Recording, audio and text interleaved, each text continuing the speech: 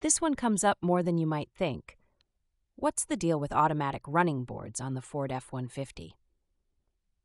There's something oddly futuristic about stepping up to your truck and having a metal plank materialize beneath your foot like you're entering a spaceship. First pain point is how tall these trucks have gotten.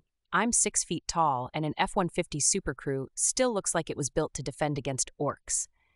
If you've ever tried hauling a toddler or a 75-pound dog into one, those extra inches aren't kind.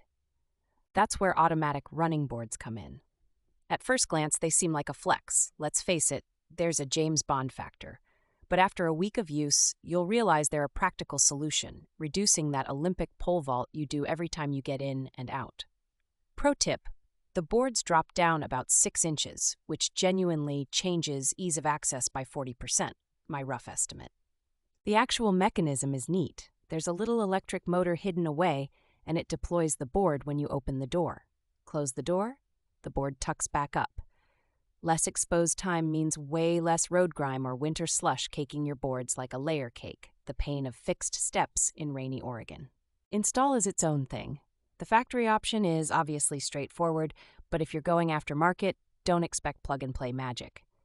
It's mount, wire, test, and then double-check that your door sensors are talking to the boards.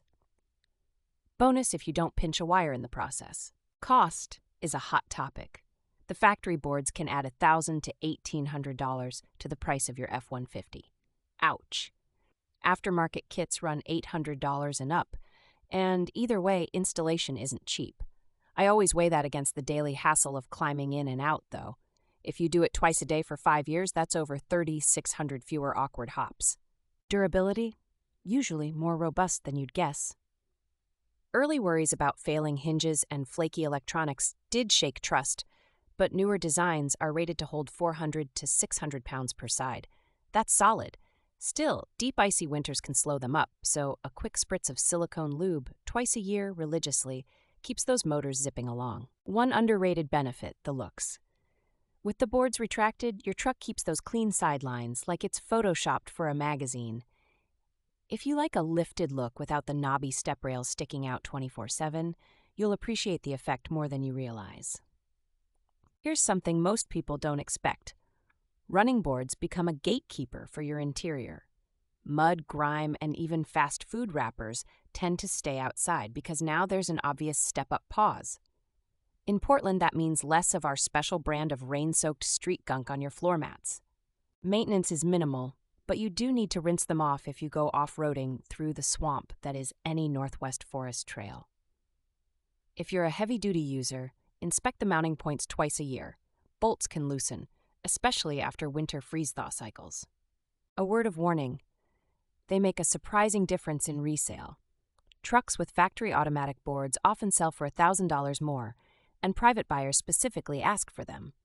If you're investing in aftermarket, keep your invoice handy when reselling. One annoying pain: when they do quit, it's usually at the worst possible moment. Think heated argument with your passenger or rainstorm or both. If your board stops retracting, check the fuse first, then the door sensors. 9 times out of 10, it's a tiny bit of debris in the hinge. Here's my favorite sleeper feature. Most F-150 automatic boards have a kick switch at the end. Tap it with your toe, and the board will drop even if the door's closed. Handy for rooftop loading. I bet half the people who own these don't even know it's there.